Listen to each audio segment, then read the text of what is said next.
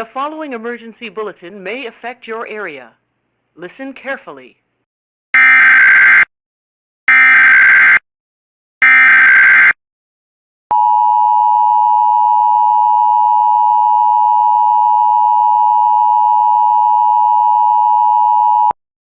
Law enforcement warning for Tampa County is canceled by the Tampa County Sheriff's Office. There were no reports of trees and power lines down. All power for residents is back and restored. Residents may now travel anytime.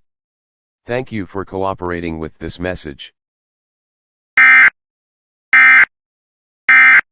This emergency warning message has been broadcast for your safety. If your area is affected, take all necessary precautions and listen to any local radio, television, or cable outlet for further updates.